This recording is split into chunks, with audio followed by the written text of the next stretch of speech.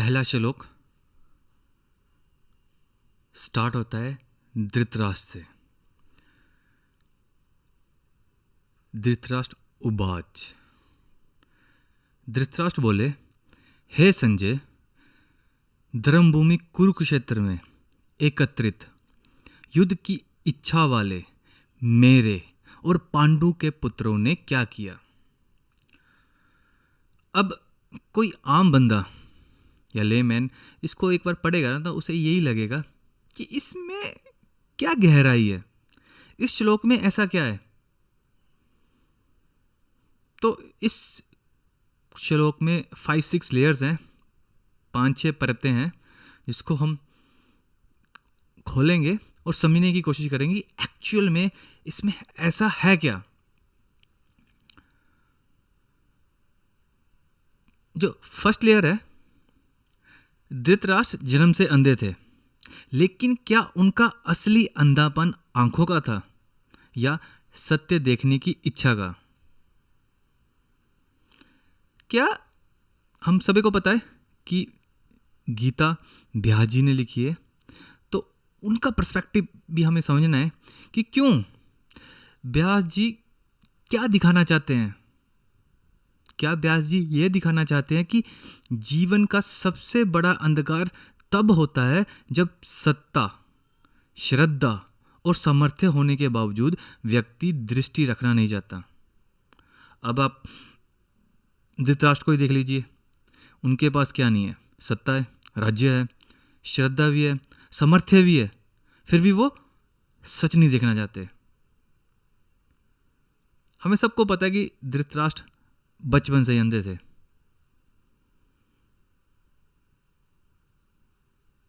यह एक शारीरिक सच्चाई है, लेकिन यही से व्यास जी एक गहरी बात कहना शुरू करते हैं। क्या है वो गहरी बात? सोचो, क्या लगता है आपको, क्या हो सकती है वो गहरी बात? वो हमें दिखा रहे हैं कि देखना सिर्फ आंखों से नहीं होता। देखना सिर्फ आंखों से नहीं होता। कई बार इंसान सच के सामने बैठा होता है पर फिर भी उससे मुंह मोड़ लेता है, जैसा धृतराष्ट्र ने किया। उनके पास आंखें नहीं थी पर मन खुला था, बुद्धि थी, अनुभव था, अधिकार था, फिर भी जब अपना बेटा अधर्म करता है तो वो कुछ नहीं बोलते। वो जानते थे फिर भी कुछ नहीं करते थे। क्यों? क्योंकि अगर वो सच को मान लेते तो उन्हें कुछ करना पड़ता, उन्हें अपने बेटे को टोकना पड़ता, उन्हें धर्म के साथ खड़ा होना पड़ता, पर उन्होंने चुना चुप रहना। और इसे ही बोला जाता है अंदर का अंधापन। पर ये अंदर का अंधापन क्यों था?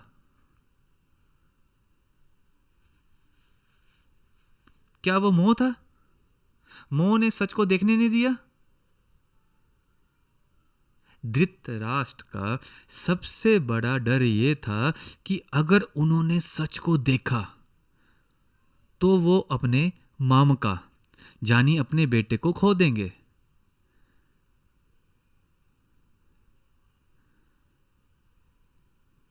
उन्होंने बोला ना, अगर आप इस श्लोक को देखेंगे, धर्म क्षेत्र कुरुक्षेत्र संवेता युद्धोत्सव मामका, मामका शब्द का उन्होंने उपयोग किया ना।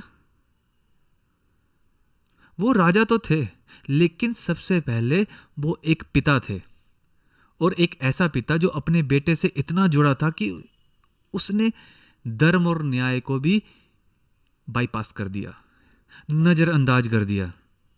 कई बार ऐसा हमारे साथ भी होता है। अपने आसपास देखो, हम जानते हैं कि कोई बात गलत है, लेकिन अगर वो हमारे सामने या हमारे अपनों से जुड़ी है तो हम आंखें फेर लेते हैं। हम सोचते हैं क्या फर्क पड़ता है यार, चलो चुप रहते हैं यार, कौन देख रहा है, बाद में देखेंगे, अभी नहीं। करते कि नहीं करते हम? अपने बच्चों को बचाने के लिए, अपनी गर्लफ्रेंड को बचाने के लिए, बॉयफ्रेंड को बचाने के लिए, या अपने दोस्तों को बचाने के लिए करते हैं हम। और इसी को कहा जाता है भीतर का अंधापन, अंधी सोच। अब क्वेश्चन ये भी उठता है कि व्यास जी ने पहला श्लोक यहीं से क्यों शुरू किया? यार गीता इतनी sophisticated, famous, one of the famous book in human history है। पता नहीं कितने हजारों करोड़ गीता से इन्फ्लुएंस हुए हैं। पावरफुल से पावरफुल बंदे, नॉर्मल से नॉर्मल बंदे, मतलब हमारे जैसे। फिर भी व्यास जी ने धृतराष्ट्र से शुरुआत क्यों की? उन्होंने कृष्ण का यूज नहीं किया, उन्होंने अर्जुन का नहीं किया, उन्होंने कोई युद्ध के बारे में कुछ नहीं बोला, उन्होंने कोई ज्ञान की बात नहीं बोली। व्यास जी ने सबसे पहले एक अंधे इंसान का सवाल रखा, अंधे इंसान का।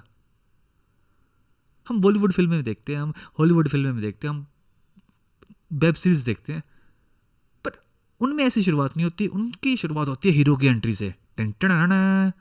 पर व्यास जी यहाँ पे क्या कर रहे हैं? और कहीं जिक्र नहीं होता पूरी गीता में, आगे कोई काम नहीं है धृतराष्ट्र का, पर शुरुआत ही धृतराष्ट्र है। ऐसा क्यों? क्यों व्यास जी ने एक अंधे इंसान का सवाल रखा सबसे पहले, जो सच नहीं देखता, बस पूछता है क्या किया उन्होंने? सोचो क्या हो सकता है? अपने दिमाग पे जोर लगाओ। हमेशा याद रखना, गीता उनके लिए बिल्कुल भी नहीं है जो सोचना नहीं चाहते, जो चुपचाप किसी भी बात को मान लेते हैं। आपको मेरी बात मानने की कोई जरूरत नहीं है, आपको अपनी बुद्धि का प्रयोग करना है। आपको देखना है कि क्या वाकई ये बंदा सही बोल रहा है। जहां आपको लगता है कि मैं गलत हूं, क्रिटिसाइज करो। You have every right to criticize मी।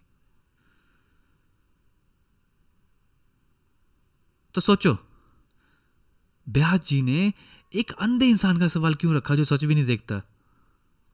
इसका मतलब बिल्कुल क्लियर है, सीधा है।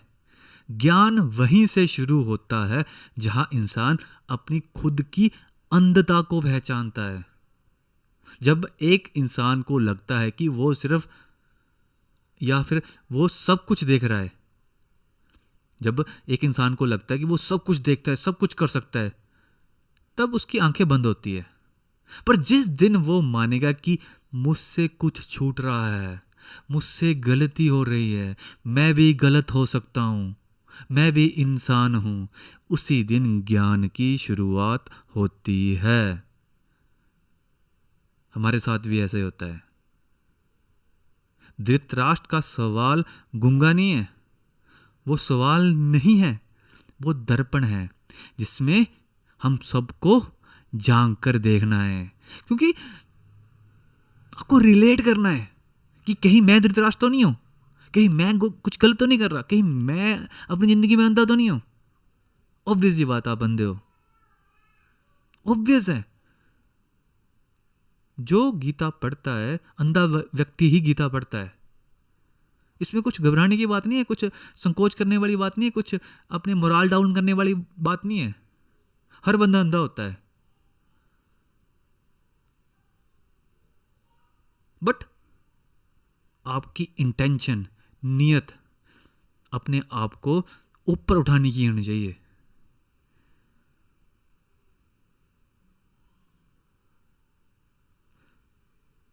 तो धृतराष्ट्र के पास ना देख पाने का बहाना था,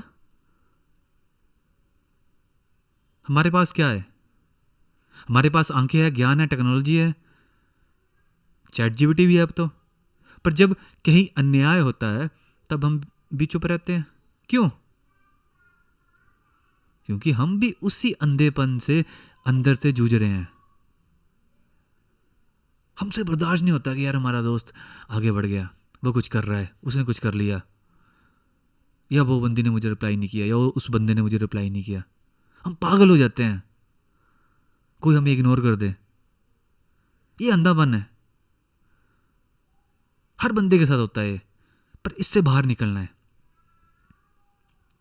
हमेशा याद रखना, अंधापन वो नहीं है जो आंखों में हो, अंधापन वो है जो सोच में हो। और व्यास जी हमें यही दिखलाते हैं कि जब तक इंसान अपनी अंदर की आंखें नहीं खोलेगा, तब तक वो ज्ञान की शुरुआत नहीं कर पाएगा। आप भी इसे तभी सुन रहे हो क्योंकि you have the right intention to do something right in your life. You wanted to start something new. आप कुछ नया स्टार्ट करना चाहते हो, आप थक चुके हो, इसीलिए आप श्री कृष्ण की शरण में आए हो। ये है फर्स्ट लेयर इस श्लोक की। सेकंड लेयर क्या है? सेकंड लेयर है, ध्यान से देखो इस श्लोक को। धृतराष्ट्र ने पूछा मेरे, मेरे मतलब मेरे और पांडु के पुत्रों ने क्या किया? क्या लगता है आपको? क्या क्या एसेंस है इस क्वेश्चन की कि मेरे और पांडु के पुत्रों ने क्या किया? क्या यह प्रश्न ज्ञान की प्यास से उत्पन्न हुआ है? क्या इस प्रश्न में जिज्ञासा है या मोह है? पहले हमें जिज्ञासा और मोह में डिफरेंस पता होना चाहिए। जिज्ञासा तब होती है जब किसी इंसान को ज्ञान की प्राप्ति करनी होती है, जब उसे लगता है कि मेरे में कमी है, जब उसे लगता है कि नहीं मुझे कुछ जानना है, मुझे आत्म संतोष चाहिए, मुझे पीस चाहिए, कामनेस चाहिए, मुझे राइट पर्सपेक्टिव चाहिए। तो उस पर्टिकुलर स्टेट ऑफ माइंड को, उस पर्टिकुलर पर्सपेक्टिव को, उस पर्टिकुलर मोमेंट को हम डिफाइन कर सकते हैं एज ए क्यूरियोसिटी, जिज्ञासा। पर ये जिज्ञासा नहीं थी। He want to know something, not because of he wanted to enlighten themselves, no.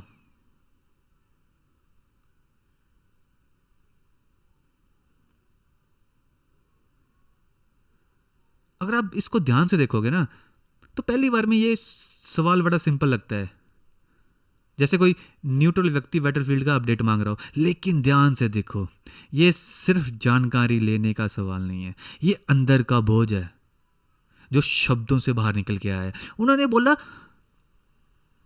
हमारे बोला होता ना उन्होंने, तो बात कुछ और होती। उन्होंने बोला मेरे और पांडु के पुत्र। उन्होंने ये नहीं पूछा हमारे बच्चों ने क्या किया, उन्होंने क्लियरली कहा मेरे पुत्र और पांडु के पुत्र। ये एक इमोशनल डिवाइड है जो उनके मन में हमेशा से था, फ्रॉम द बिगिनिंग। और जब आप मन में किसी को अपना और किसी को पराया बना लेते हो, तो आप सच देखने की कैपेबिलिटी या क्षमता को खो देते हो या फिर खोते जाते हो।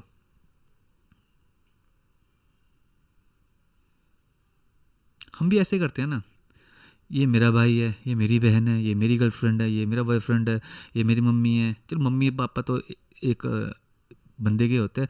ये मेरी कार है, ये मेरी सीट है। बस में बैठते हैं, ट्रेन में जाते हैं या गाड़ी में बैठते हैं, नहीं नहीं ये तो मेरी सीट है, नहीं नहीं भाई ये तो मेरा स्टाइल है, ऐसा तो मैं ही करता हूँ। क्या है ये? हम इमोशनल डिवाइड करते हैं।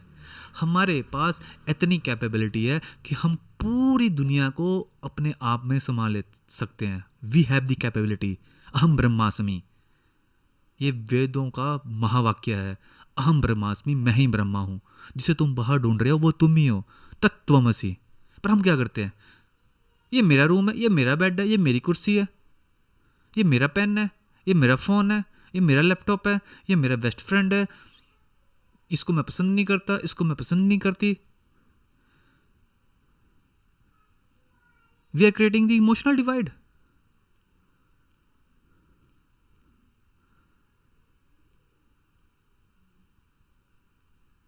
अब ये भी सवाल खड़ा होता है, क्या ये प्रश्न एक्चुअल में प्रश्न है?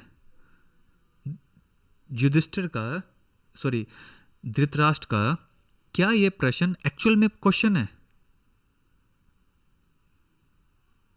कभी कभी हम कुछ पूछते हैं पर सच में हम उस सवाल के पीछे कुछ छिपाना चाहते हैं या फिर उस सवाल के पीछे छिपना चाहते हैं। क्या किया उन्होंने? इसका मतलब सिर्फ इतना नहीं होता। बल्कि कई बार इसका मतलब होता है जो होने जा रहा है मैं उसमें जिम्मेवार नहीं हूँ, मैं तो बस पूछ रहा हूँ। ये सवाल एक मोरल एस्केप रूट बन जाता है, एक आत्मा की चुप्पी जो रजिस्टर कर रहे थे।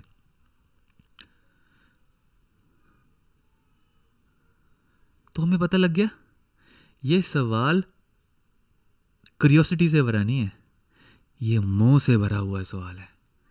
क्योंकि वो एक तरह से चाहते, पता है क्या सुनना चाहते हैं वो संजय से?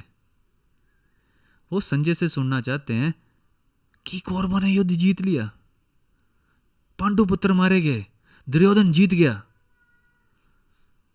तभी उन्होंने ऐसे पूछा ना, मेरे पुत्र और पांडु के पुत्र। हमारे नहीं बोला, हमारे बोलते फिर भी वो जिज्ञासा नहीं होती, पर वो इमोशनल डिवाइड नहीं होता, एक समझदार बंदे की निशानी होती कि उसने अपने पुत्रों को समझाने की कोशिश की, पर वो फिर भी जिद पे अड़े रहे, नहीं माने। तो फिर क्या करते धृतराष्ट्र? पर ऐसा नहीं था। This is a second layer. अब थर्ड लेयर, थर्ड लेयर क्या हो सकती है? थर्ड लेयर है, इसी में एक और वर्ड उठाओ, वो वर्ड है चौथा वर्ड समवेता के बाद, युयुत्सव। धृतराष्ट्र उस समय क्या कर रहे हैं? वो संजय से पूछते हैं, धर्म क्षेत्र कुरुक्षेत्र समवेता युयुत्सव, मतलब मेरे और पांडु के पुत्र जो युद्ध करना चाहते हैं, उन्होंने क्या किया? बोला ना उन्होंने, युद्ध की इच्छा वाले मेरे और पांडु के पुत्रों ने क्या किया? अब ध्यान से देखो, वो साफ साफ ये नहीं कहते कि मेरे पुत्र लड़ना चाहते हैं, सिर्फ मेरे पुत्र लड़ना चाहते हैं, ऐसा नहीं बोल रहे। वो कहते हैं कि पांडव भी युद्ध से प्रेरित है। मतलब उनका वाक्य ये बोलना चाहता है कि दोनों तरफ आग लगी हुई है लड़ने की। जितना पांडव चाहते हैं लड़ने के लिए उतने ही कौरव है। पर ऐसा नहीं था। ऐसा था क्या? नहीं, पांडव तो शांति चाहते थे। वो उन्होंने तो सिर्फ 5 गांव मांगे थे। कृष्ण तो खुद शांति का संदेश लेके गए थे कौरवों के पास कि 5 गांव दे दो, बस बात खत्म करो, रफा दफा करो बात को। पर दुर्योधन का अहंकार कहाँ माना? उन्होंने बोला मैं तो 1 इंच नहीं दूंगा, 1 सेंटीमीटर नहीं दूंगा, आप 5 गांव मांग रहे हो। तो फिर ये धृतराष्ट्र ने क्यों कहा? क्यों कहा होगा उन्होंने? क्योंकि जब आपको पता होता है कि आपके अपने गलत है, ये ना 2 टाइप के माइंड होते हैं हमारे, सबको पता है, कॉन्शियस माइंड और अनकॉन्शियस माइंड। अब ये धृतराष्ट्र है ना, वो अनकॉन्शियस माइंड से बोल रहे हैं, वो कॉन्शियसली नहीं बोल रहे, अनकॉन्शियस माइंड से बोल रहे हैं। अब खुद देखना, जब कई बार आप ना दोस्तों से बातें कर रहे होते हैं ना, या किसी से बात कर रहे होते हैं, मोस्टली आप फ्लो में ना कुछ भी बोल देते हो। अच्छा वो ऐसा हुआ था, चल ठीक है मैंने ऐसा कर दिया। फिर अगर आप सेल्फ रिफ्लेक्टिव हो ना अपनी बातों के लिए, तो आप थोड़ी देर बाद की बात देखोगे, यार मैंने ऐसा क्यों बोला, उसने मुझे गाली दी, मुझे एकदम से गुस्सा आ गया। हम गुस्सा कभी सोच के नहीं करते, एकदम से हो जाता है। वो कॉन्शियस माइंड से नहीं होता, वो सबकॉन्शियस माइंड से होता है। अब सबकॉन्शियस माइंड बनता कैसे है? वो बनता है हम रेपिटेशन से, प्रैक्टिस से। हम बचपन से प्रैक्टिस करते हैं चीज़ों को। अगर हमने किसी ने हमें बोल दिया तो गधा लगता है, तो गधा है, तेरी बुद्धि गधे की तरह है, एकदम से करंट आएगा। हमें भी पता है वो बंदा सच नहीं बोल रहा, मैं गधा नहीं हूँ, मुझे भी पता है, पर मैं मान लेता हूँ उस टाइम पे कि मैं गधा हूँ। क्यों? क्योंकि मैं रिएक्ट कर देता हूँ। उसी तरह धृतराष्ट्र भी सम कॉन्शियस माइंड से पूछ रहे हैं। अगर उन्होंने ऐसा पूछा ना, तो इसका मतलब काफी नफरत भरी हुई है उनके अंदर पांडवों के लिए। इसीलिए वो अब डिफेंसिव गेम खेलना चाहते हैं, उनका सबकॉन्शियस माइंड। आप कहते हो या फिर युधिष्ठिर उस टाइम कहते हैं, सभी तो गलत है, दूसरी साइड भी तो रेडी है ना युद्ध के लिए, क्यों? क्योंकि अगर दोनों बराबर गलत दिखते हैं तो फिर कोई एक जिम्मेवार नहीं होता ना, और तब आपका गिल्ट हल्का हल्का लगता है। ये एक मन की चालाकी है जिससे इंसान खुद को कटघरे से बाहर रखने की कोशिश करता है। आज भी तो ऐसा ही होता है। जब एक आदमी अपने बच्चे की गलती छुपाता है तो वो दूसरे बच्चे को भी उतना ही गलत बना देता है। अब खुद सोचना, जब ऑफिस में क्या होता है। मैं आपको ऑफिस पॉलिटिक्स के बारे में बताता हूँ थोड़ा सा, क्योंकि मुझे more than 12 years of experience है। Not 12 years but 11 years, more than 11 years, 12 साल होने वाले हैं। यहाँ पे मोस्टली पता क्या होता है ऑफिस में, जो ऑफिस में उनको तो पता है, अगर इस एक बंदे की गलती निकलती है ना, अब वो अपनी गलती को छुपा नहीं सकता क्योंकि सबके सामने आ गई है। पहले तो वो कोशिश करता है उसकी गलती छुप जाए। अगर उसकी गलती नहीं छुपती ना तो वो क्या करता है, आसपास देखता है, अच्छा अच्छा इस टीम मेंबर की गलती क्या है, इस टीम मेंबर की गलती क्या है, वो उसकी गलतियों को उछालने की कोशिश करता है। क्यों? क्योंकि उसे इमोशनली स्टेबल होना है। अब कैसे? जब 3 बंदों की गलतियां घूमेगी ना पूरी कंपनी में या पूरे ऑफिस में, तो उसको ऐसा नहीं लगेगा कि मैं ही गलत किया। इसी तरह से यही यही सिचुएशन है। पर याद रखना, ये कॉन्शियसली नहीं बोला उन्होंने, अनकॉन्शियसली बोला धृतराष्ट्र ने, क्योंकि पूरी उम्र प्रैक्टिस यही की है, नफरत प्रैक्टिस की है। तो फिर शब्द कैसे निकलेंगे? नफरत वाले ही निकलेंगे। क्योंकि अगर दूसरा भी गलत है तो मैं अकेला थोड़ी ना जिम्मेवार हूं। और यही धृतराष्ट्र कह रहे हैं। युयुत्सव शब्द से वो पांडवों को भी उस अधर्म का चक्रव्यूह या फिर रिस्पॉन्सिबिलिटी का बोझ दे रहे हैं, जिसका मूल कारण है उनका अपना मोह। शायद उनके मन ने कहा, अगर दोनों ही युद्ध चाहते हैं तो मैं अकेला क्या करूं भाई, मैं अपने पुत्रों को क्यों रोकूं, वो भी तो बलवान है, उनको भी तो अपना जोर दिखाना है। This is a third layer of this श्लोक। यार मैं अपने आप को ना अभागा मानता हूं। मैं एक बात के लिए अपने आप को बड़ा खुशनसीब मानता हूं कि मैं भारत जैसी भूमि में पैदा हुआ। पर अभागा मैं इसलिए मानता हूं क्योंकि मेरे पास व्यास जी जैसे टीचर नहीं थे। यार खुद सोचो, मैं आपको सिर्फ इसमें ना, इस श्लोक में ना 5 या 6 पर्सपेक्टिव बताऊंगा। मतलब मुझे पता है इसमें काफ़ी सारे और पर्सपेक्टिव, 40-50 पर्सपेक्टिव होंगे इस एक श्लोक में।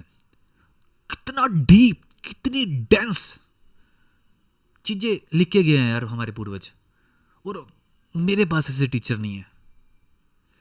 मतलब कितना मज़ा आता है यार अगर ऐसे टीचर हमारे सामने बैठ के बोलते कि भाई पूछ, तूने क्या पूछना है। मतलब कि इस श्लोक में 1 2 3 4 5 6 7 8 शब्द है। 8 शब्दों में कितनी बड़ी बातें बता दी है भाई साहब। साइकोलॉजी एक्सप्लेन कर दी है, फिलॉसफी एक्सप्लेन कर दी है, सिर्फ 8 शब्दों में।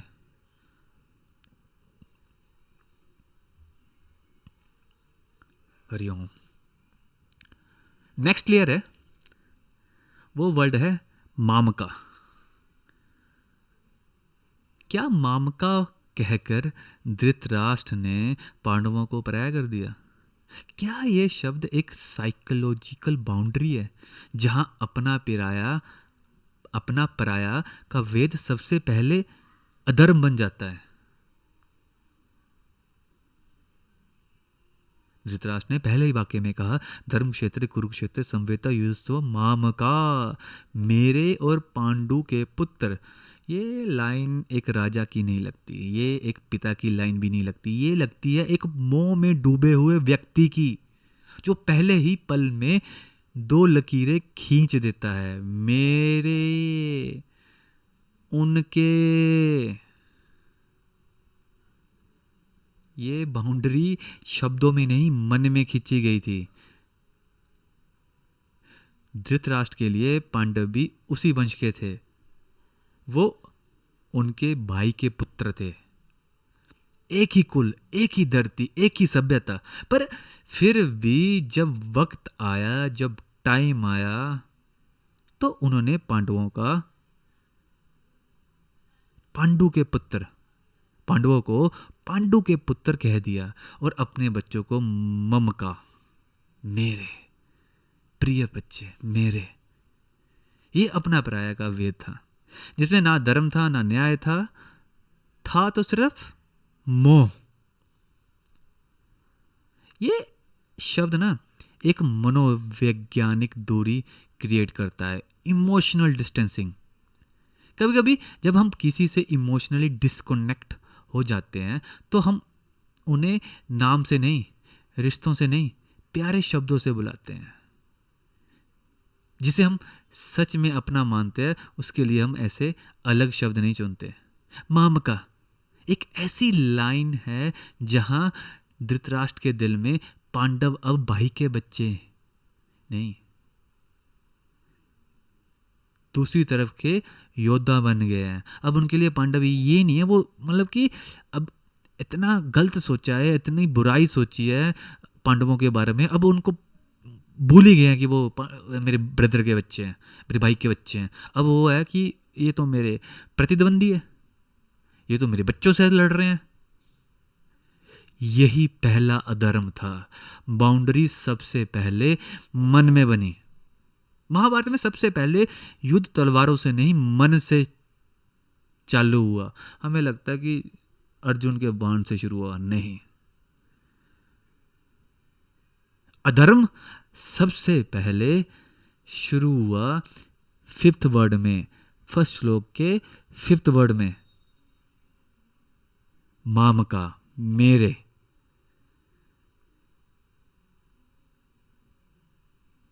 जब व्यक्ति सोचता है ये अपने नहीं है तो उसके डिसीजन में बाइसनेस आ जाती है, फिर न्याय भी पक्ष में हो जाता है और गलती भी अपने होने के कारण माफ हो जाती है। यही ममका का भाव है जो न केवल युद्ध की बुनियाद बना बल्कि उस धर्म भूमि को रणभूमि में बदल दिया। खुद सोचो ना, ये शब्द हमारे जीवन में भी डेली होता है। हम डेली फॉलो करते हैं इस शब्द को, ऐसे रिलीजियसली फॉलो करते हैं, बोलते नहीं है, रिलीजियसली फॉलो करते हैं। एक ना शशि थरूर की लाइन याद आ रही है मुझे ना, एक मीम काफ़ी फेमस है उनका, कि इंडिया एक ऐसी कंट्री है जहाँ पे हमारे घर वाले बोलते हैं कि स्ट्रेंजर से बात नहीं करनी, स्ट्रेंजर से कुछ लेके खाना नहीं है, स्ट्रेंजर्स को देखना नहीं है। पर हम शादी स्ट्रेंजर से ही करते हैं। ये हमारे जीवन में भी है माम का। जब हम किसी रिश्तेदार, कोलीग या समाज के किसी हिस्सों को अपना नहीं समझने लगते हैं तो वहीं से वेद और करप्शन शुरू होती है। हर भेदभाव, चाहे जाति का हो या स्टेटस का या जगह का, मैं और वो का गैप आ जाए, वहीं से व्यक्ति का न्याय करने का क्षमता, कैपेबिलिटी छूट जाती है। This is a 4th layer of this श्लोक। अब 5th क्या हो सकती है? सोचो, 4 लेयर हमने डिस्कस कर ली, 5वीं क्या हो सकती है?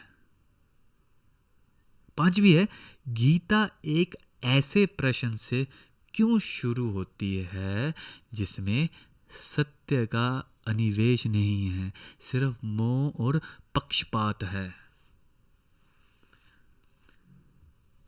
अगर आप अष्टावक्र गीता पढ़ोगे ना, वो स्टार्ट होती है ज्ञान से, लेकिन गीता में ना तो पहला शब्द कृष्ण का है, ना अर्जुन का है, ना युद्ध का है, ना ज्ञान का है। गीता शुरू होती है एक अंधे राजा के मोह से। उसका पहला प्रश्न है, मेरे और पांडु पुत्रों ने क्या किया? इस प्रश्न में ना सच की प्यास है, ना न्याय की चिंता, सिर्फ एक पक्षपात में डूबा हुआ मन है जो युद्ध के किनारे खड़ा है लेकिन सच के सामने आंखें मिलाने से बच रहा है। तो व्यास जी ने ये प्रश्न ही क्यों चुना? अब आपको ना पता लगेगा the level of Vyas ji, the thinking level of the depth of Vyas ji, क्यों वो सबसे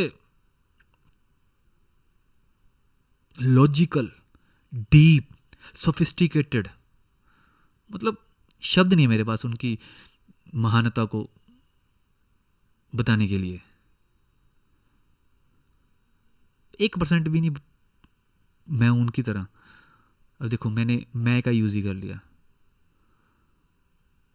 मतलब मेरी तो यही इच्छा है मेरे गुरु बन जाए कोई यार ऐसा। तो व्यास जी ने ये प्रश्न ही क्यों चुना? क्योंकि गीता किसी देवता के मंदिर में नहीं बोली गई। ध्यान से सुनना, बहुत ही बड़ी डीप बात है ये। क्योंकि गीता किसी देवता के मंदिर में नहीं बोली गई, वो रणभूमि में बोली गई। और हर रणभूमि सबसे पहले मन से ही शुरू होती है। व्यास जी दिखाते हैं कि ज्ञान तभी जन्म लेता है जब मन मोह में उलझा हुआ होता है। पहले मन घूमता है, फिर तोड़ता है, फिर टूटकर पूछता है मैं कौन हूं, हु एम आई। तब जाकर कृष्ण बोलते हैं, मन तभी सुनता है। तो इससे यह भी प्रश्न उठता है, क्या व्यास जी को ऐसा लगता है कि हर ज्ञान की यात्रा मोह से शुरू होती है? यस। जैसे न्यूटन का लॉ है ना, दिस इज द लॉ, हमें कोई सिखाता नहीं है। न्यूटन तो बहुत फेमस है, एल्बर्ट आइंस्टाइन तो बहुत फेमस है अपनी थ्योरी ऑफ रिलेटिविटी के लिए, बट क्या, पर व्यास जी ने एक लॉ दिया।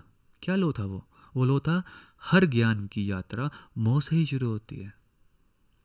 हर इंसान तभी कुछ सीखता है जब वो मोह में होता है। आई मीन मोह जब टूटता है। क्योंकि ज्ञान तब तक जरूरत नहीं लगता जब तक व्यक्ति बिखरता है। जब तक व्यक्ति सोचता है कि मैं सही हूं, सब कुछ कंट्रोल में है, तब तक उसे किसी क्रिएशन की जरूरत नहीं लगती। लेकिन जैसे ही उसका मन थक जाता है, जैसे ही मोह का झाग उतरता है, तब उसका मैं पिघलने लगता है और वहीं से ज्ञान की रोशनी चलने लगती है। इसलिए ही पहला अध्याय विषाद योग कहलाता है, क्योंकि विषाद यानी टूटना, बिखरना, डगमगाना, वही पहला कदम है जहां सीकर बनता है। This is the law. हम ये पता क्या बोलना चाहते हैं? व्यास जी बोलना चाहते हैं, जब तक आप टूटोगे नहीं, बिखरोगे नहीं, डगमगाओगे नहीं, तब तक आपको नहीं लगेगा कि मुझे कुछ सीखने की ज़रूरत है।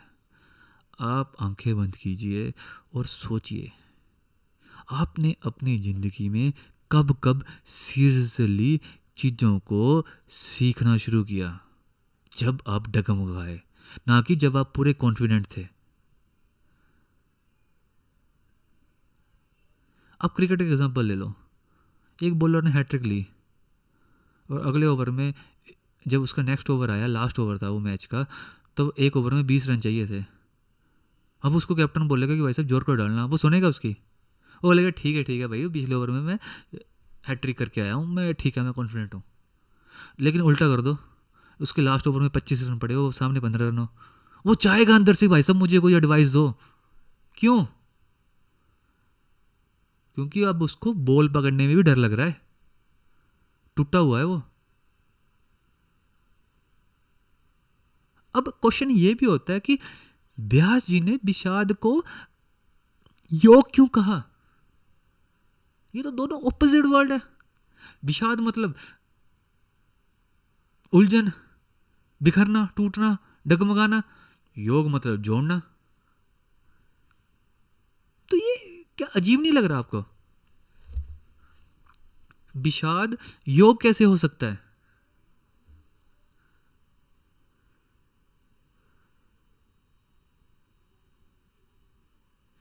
व्यास जी कह रहे हैं जो टूट रहा है वही जुड़ने के लायक हो रहा है। अर्जुन का विषाद था जिसमें से कृष्ण का ज्ञान उबर सकता था। और इसी तरह हम सबका जीवन भी काम करता है। हम सीखते तभी है जब हम कुछ जानने का दावा करना छोड़ देते हैं। This is the fifth layer. अब जो लास्ट लेयर है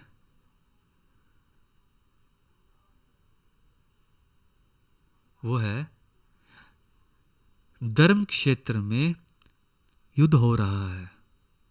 बोला ना उन्होंने, सबसे पहला वर्ड है धर्म क्षेत्र। क्या ये इस बात का प्रमाण है कि जब धर्म के नाम पर राजनीति होती है तो धर्म क्षेत्र भी रणभूमि बन जाता है? क्या व्यास जी हमें ये कह रहे हैं कि स्थान पवित्र नहीं होते, नियत पवित्र होती है? धर्म क्षेत्र कुरुक्षेत्र, धर्म क्षेत्र में कुरुक्षेत्र में, इससे बड़ा सटायर और कुछ नहीं हो सकता। क्योंकि जिस जगह को धर्म भूमि कहा गया वहां सबसे बड़ा भीषण भाइयों का सहार होने जा रहा था। लाखों लोग मरने जा रहे थे और उसको वो धर्म क्षेत्र बोल रहे हैं। क्योंकि व्यास जी जानते थे कि शब्द और स्थान पवित्र नहीं होते। व्यास जी ने जानबूझकर धर्म क्षेत्र शब्द चुना, इंटेंशनली, ताकि वो एक मिरर दिखाएं हमें। अगर कोई जगह पवित्र है पर वहां इंसान की नीयत सही नहीं है तो वह पवित्र सिर्फ नाम का नकाब बन जाता है। सिर्फ वो पवित्र सिर्फ नाम का है ब्रो। कुरुक्षेत्र का मतलब यहां सिर्फ एक बैटलफील्ड नहीं है, ये एक क्वेश्चन है, प्रश्न है। जहां धर्म का नाम है, क्या वहां सच में धर्म बचा है?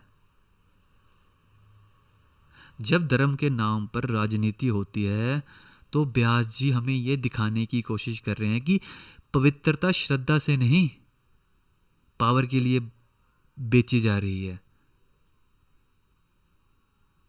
संबंध धर्म से नहीं, राजनीति से बनते बिगड़ते हैं और सच्चाई की जगह मोह, पक्षपात और ईगो ले लेते हैं जब धर्म के नाम पर राजनीति होती है। ये बोलना चाह रहे हैं हमें वो।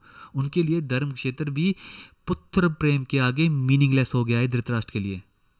और जब राजा का धर्म उसका परिवार बन जाए तो राज्य भी निजी रणभूमि बन जाता है।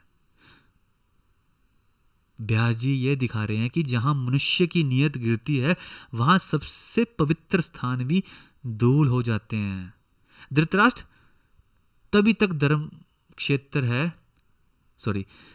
धर्म क्षेत्र तभी तक धर्म क्षेत्र है जब तक वहां न्याय हो, सत्य हो और त्याग हो। लेकिन जब वहां मोह, पॉलिटिक्स और स्वयं के पक्ष की जीत होनी चाहिए ऐसा आ जाता है तो वो स्थान पावन नहीं रहता, वो फिर कुछ और ही बन जाता है।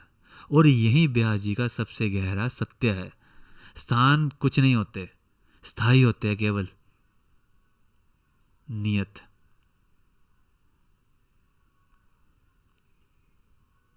धर्म स्थान से नहीं बनता, धर्म तुम्हारे इरादे से बनता है। This is the 6 layers of first श्लोक। हमने डिस्कस किया धर्म क्षेत्र, हमने डिस्कस किया संवेता, युष्व, मामका। हमने ये भी देखा कि वो क्यूरियोसिटी थी या मोह था। तो ये है पहला श्लोक। मुझे पता है कि अगर आम बंदा इसको आम तरीके से पढ़ेगा तो उसे ऐसा लगेगा कि ये क्या है। क्योंकि जब ना पहली बार मैंने भी गीता पढ़ी थी ना, क्योंकि मैंने बहुत सुना था, मेरी मम्मी रोज़ गीता की पूजा करते थे, मैं मंदिर जाता तो वहाँ पे भी मैं गीता देखता था। मेरे अंदर ना एक मतलब कि क्यूरियोसिटी पैदा हो गई, यार वाकई यार गीता खतरनाक बुक होगी। जब मैंने पढ़ी तो मुझे लगा क्या है यार, ये क्या है, क्यों लोग इसकी पूजा करते हैं, इसमें है ही क्या। मैं अपने दोस्तों से मतलब डिस्कशन करता था, डिबेट करता था, मैं कि यार बेवकूफ़ हो आप यार जो गीता पढ़ते हो। लेकिन आज ये तब होता है जब दिल से और थोड़ी बहुत आप में, थोड़ी बहुत, ज़्यादा नहीं, थोड़ी बहुत कैपेबिलिटी हो चीज़ों को समझने की। और सबसे बड़ी है इच्छा, आपका मन खुला होना चाहिए चीज़ों को एक्सेप्ट करने के लिए। वो मेरा उस टाइम पे मन खुला नहीं था, मैं सिर्फ वही था, कॉन्टेक्स्ट नहीं देख रहा था टेक्स्ट के पीछे का, मैं सिर्फ टेक्स्ट पढ़ रहा था। Because in our culture, in Indian culture, in Bharatiya culture, always there is a context behind every text. हमने डिस्कस किए 6 लेयर्स इन 8 शब्दों की। आई होप आपका समय अच्छा गया होगा। हम फिर मिलेंगे अगली वीडियो में, तब तक के लिए हरे कृष्णा।